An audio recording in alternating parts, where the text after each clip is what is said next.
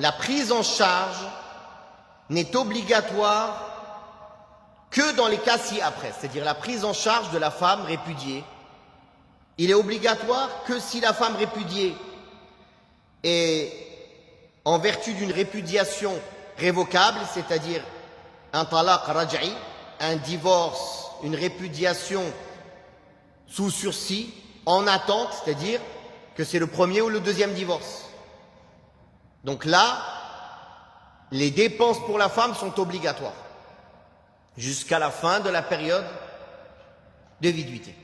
Et le deuxième cas, c'est si la femme répudiée a été répudiée alors qu'elle est enceinte.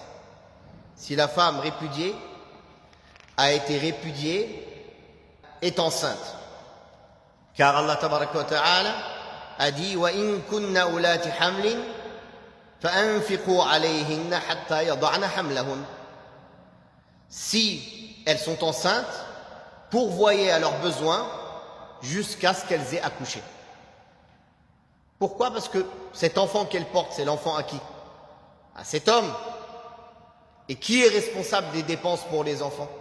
C'est l'homme. Et comme il ne peut, l'enfant, recevoir ses besoins que à travers la mère, donc il est obligé de dépenser pour cette femme qui est enceinte.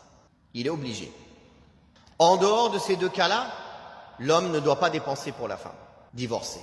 Après un khula', pendant la période d'attente, il ne doit pas dépenser pour elle. Après un troisième divorce, pendant la période d'attente de 3 menstrues, il ne doit pas dépenser pour elle. D'ailleurs, elle ne reste pas dans son foyer. Elle sort directement. D'accord?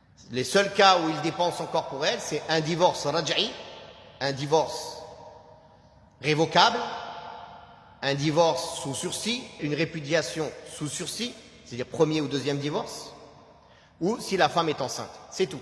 Tous les autres cas, il n'a pas à dépenser pour elle. L'allaitement, c'est autre chose. C'est le fait de payer un salaire à une femme qui allaite ton enfant. C'est pas pareil. Ça peut être elle comme une autre, d'ailleurs.